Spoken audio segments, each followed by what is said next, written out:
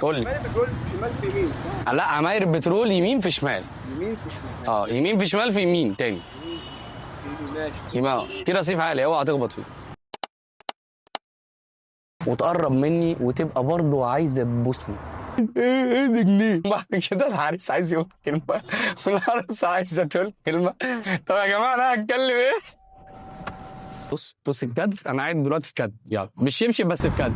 طبعا يعني قبل ما نخش في سياق الموضوع اللي احنا هنتكلم فيه النهارده، انا عارف ان انا هتهاجم من الاول جامد. هات حاجه لله. حرام عليك، الناس محتاجه مساعده، دي ناس غلابه. جاي من قلب كوبري اكتوبر في عز الزحمه، في واحد واقف هناك لابس اطراف صناعيه في رجليه الاتنين ومش عارف يتحرك. هو تقريبا بيقف على كوبري اكتوبر بقاله من 3 أو 4 سنين ويمكن اكتر كمان. ده لو بياخد جنيه من كل عربيه في الزحمه ماشي على كوبري اكتوبر اللي بيعدي عليه مليون عربيه في اليوم، كان جاب جسم صناعي مش مجرد رجلين صناعيين. فما حدش يقول لي الناس دي غلابه، لا ده احنا اللي غلابه، انت اللي غلبان، والله العظيم انت اللي غلبان. انت اللي من الناس اللي هي لا يسالون الناس الحافه، بيبقى مش معاك يا عيني يا غلبان يا قحيط ومش عايز تروح تمد ايدك لحد. انما دول معاهم وبيمدوا ايديهم يا ولاد انا اسف ان انا فصلت الفيديو ورجعت لكم في مكان غلط، في وقت غلط، بلبس غلط. انا عارف ان اخر حاجه ما كانتش كده، واحنا كنا بنتكلم عن ظاهره الشحاته. بس طبعا هنركن دي شويه واحكي لكم موقف حصل معايا. الموقف ده يعني لا احسد عليه. ثانيه واحده اصور الصوري بس على الموبايل عشان في حاجه حصلت امبارح وهرجع لك حالا. ثانيه واحده. طيب اخر حاجه عايز اقولها بقى الستوري فشلت فهعيدها تاني. اصلا كنت مصورها والمساحه ما كفتش. اخر حاجه بقى عايز اقول عشان اصلا بصور فيديو يوتيوب دلوقتي والمايك اهو. القايمه يا جماعه، المأذون والله ماليه دعوه بالقايمه خالص. فبعد اذنكم لو جينا في مره بعمل اشهار في فرح ولقيت حد بيطلع القايمه شعليله المشاكل دي ساحب بيسحب السنجه من جنبه او حد مطلع القايمه من جنبه كده، هاخد القايمه دي وهولع فيها كلها. تمام؟ هعملها كده وهنبلعها في وسط القاعه. ليه؟ لان القايمه دي يا جماعه منبع المشاكل، هي اللي بتعمل كل حاجه. ليه؟ لان انت ما تدي العريس القايمه ليه يا عم؟ مش معاك قلم مش معاك بصمه، اشمعنى يعني على وقت الفرح؟ ما تخلصوها في الاول.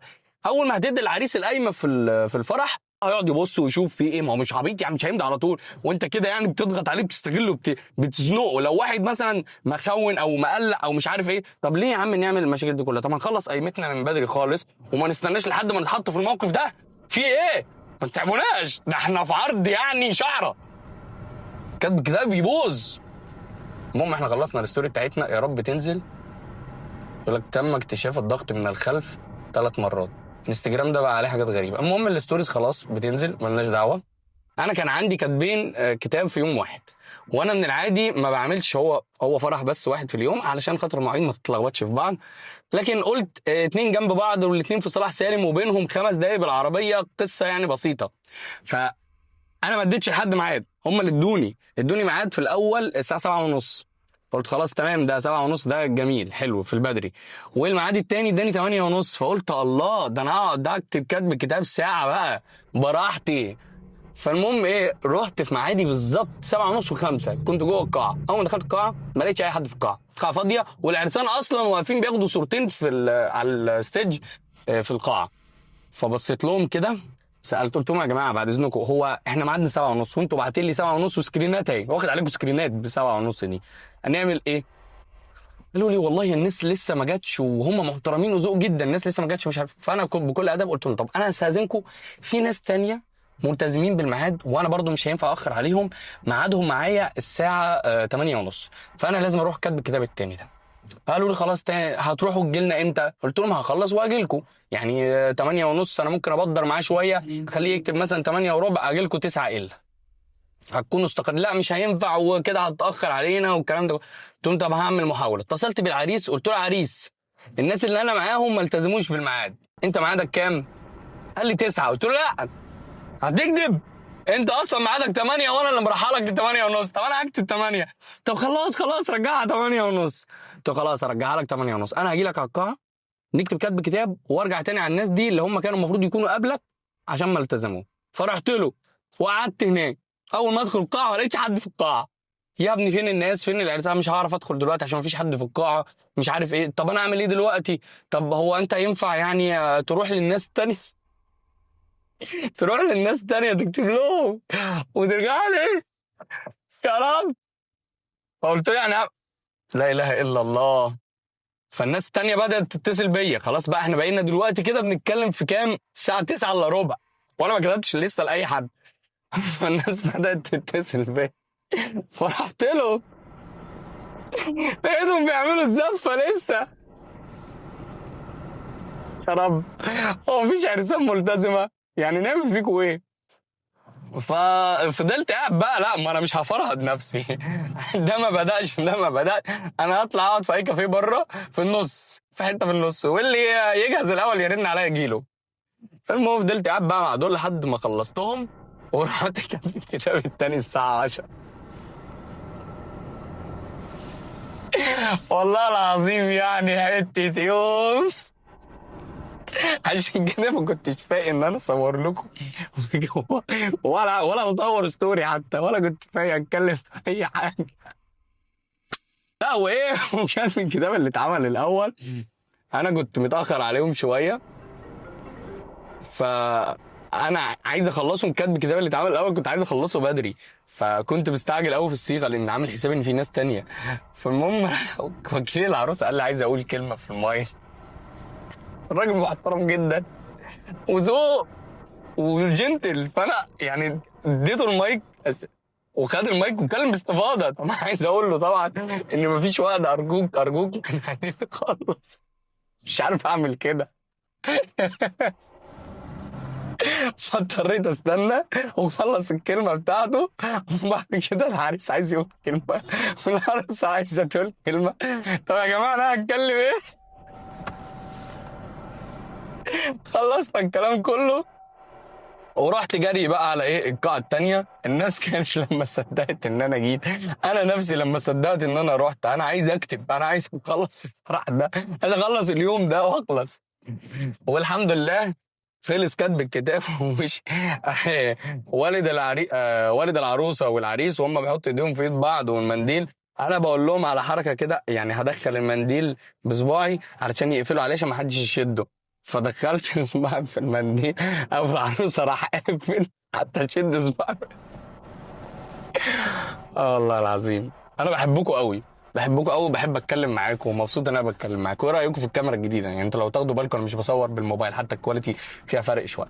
انا بحبكم جدا جدا جدا. بالنسبه بقى للموضوع اللي كنا بنتكلم فيه، قصه الشحاتين وكده، انا عارف ان في ناس بتتضايق، بس والله انا مش بقول كده الا علشان خاطر انا بجد يعني زعلان من الناس اللي بتشغل اطفال. وده الموضوع ده بيتعبني نفسيا، ان هو الطفل هو مش مجبر يعني هيعمل ايه. طب اقول لكم على حاجه، مره كنت في العجوزه، تعالوا نتحرك بالعربيه بس نعمل المكالمه الاول.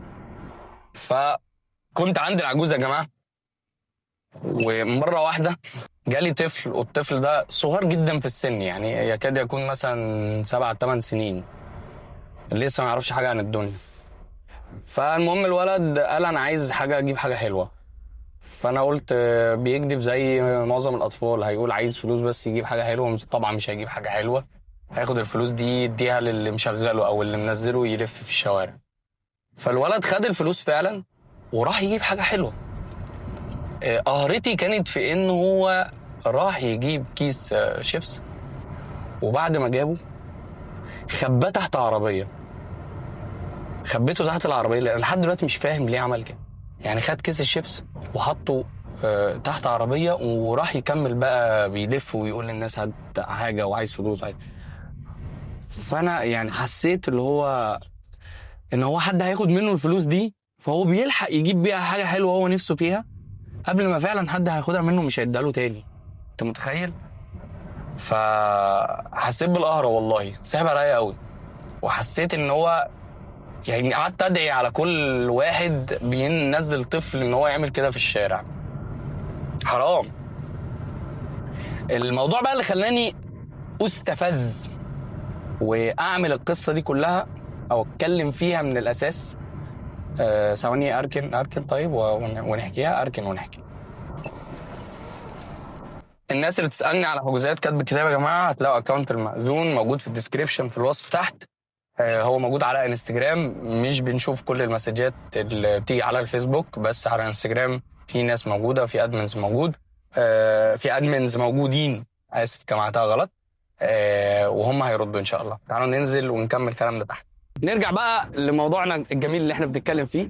سبب ان انا عامل الفيديو ده اصلا ان حصلت حاجه كده يعني استفزتني بقى وحرقت دمي، وهي اللي خلتني اقول يلا هفتح الكاميرا دلوقتي اتكلم. في واحده ست هنا في المنطقه اللي احنا فيها دي، في شارع العالمين، شارع رشيد السودان، شارع السودان المهندسين، عجوزه. المهم الست دي وانا في تانية ثانوي كنت بقعد على قهوه هنا كده وقاعد بلعب دومنه ومركز قوي في اللعب اللي انا بلعبه، وفجاه لقيت حد بيقرب مني وجاي من عند خدي هنا كده وراح بايسني بوسه، عارف اللي هي المقرفه. فانا يعني جسمي اشعر واتنفضت من مكاني ورميت الدومنه والطابق باظ واتخضيت وكل حاجه. كل ده ليه؟ عشان ايه جنيه. انت تبص لها الوهله الاولى لا هي واعيه، هي بتتصنع ده، هي مش حد عنده مشكله يعني في جسمه. فطبعا اتضايقت وزعقت وقمت قلت مين ولا حسيت بقى ايه بعدين ان انا ضميري اللي هو ايه اللي انا عملته ده يعني، واما السائل فلا تنهر، فحرام اللي انا عملته ده غلط. بعدين حصل ان امبارح، شوف يمر الزمن ده كله، ان امبارح اول امبارح كمان الست دي تيجي تاني واقابلها في حته تانيه في شارع السودان وتقرب مني وتبقى برضه عايزه تبوسني. بوستي كام واحد؟ الفكره مش في كده، الفكره انا بصيت لملامحها عرفتها على طول، شعرها ابيض، ولان محدش بيتبع الاسلوب ده غيرها. فانا لا اراديا احنا كنا يعني ناحيه قهوه كده، لا اراديا وهي داخله وانا واقف بعد فلوس عشان احاسب حد على حاجه، فلا اراديا لقيتني بقول لها ايه انت لسه حاجه يا جدعان، الست دي من تانية ثانوي. وانا رحت حاجي الموقف، الست بقى راحت عملت ايه يعني اللي هو ده انت هارشني وفاهم انا مين يعني. فبدات قلت لها بقول لك ايه ما تقوليش عبيطه، انت واعيه، انت اوعى مننا كل، انت زمان انت لو بتاخدي من كل واحد جنيه من تانية ثانوي يعني. شوف انا دلوقتي يعني الكلام ده بقى له قد ايه، تانية ثالثه رابعه ثانوي. ايه رابعه ثانوي؟ مفيش حاجه اسمها رابعه ثانوي. الموتوسيكل ده رابع مره يلف، انت بتعلمه السواقه. و4 سنين جامعه، ادي 7 سنين، سنه جيش 8 سنين، 4 سنين خدمه جواز. من 12 سنه بقى لها 12 سنه بتلم من الناس ولسه بتلم. انا متاكد ان انت عندك ارض في حته او مثلا ارضين، ممكن يكون اصلا يعني في مطور عقاري محترم معروف مثلا، وهي اللي تكون المطور ده ماشيه بمبدا البلد اللي محدش يعرفك فيها. بس هو ده السبب اللي خلاني اعمل الفيديو ده على يوتيوب. وانا اسف ان انا اتكلمت بانفعال. طبعا في ناس غلابه كتير قوي في البلد، وفي ناس تستحق المساعده، وفي ناس محترمه بتساعد، ودايما ربنا ما يحرمكم ابدا من ان انتوا تعملوا خير وان انتوا تساعدوا الناس، وربنا يكتبه دايما في ميزان حسناتكم. انا قلت بس كده علشان خاطر انتوا اكيد في ناس زيي، اكيد في ناس اتضايقت زيي. عاملين ايه؟ اكيد في ناس اتضايقت زي من الموقف ده او حصل معاها مواقف مشابهه. هستناكم تكتبوا لي في الكومنتات ايه المواقف اللي حصلت مع الشحاتين. انا في شحات كان هيثبتني الصراحه، بس انا ده مش هحكي موقفه لان انا حكيته صورتي هتهتز قدامكم، فانا مش هحكي حاجه زي كده. هستنى تكتبوا لي في الكومنتات وفي التعليقات ايه الحاجات اللي حصلت معاكم انتوا كمان، وما تنسوش تعملوا لايك وشير وسبسكرايب. اهم حاجه سبسكرايب عشان نرجع نعمل فيديوز كتير، وعشان نقدر الكاميرا اللي مدفوع فيها.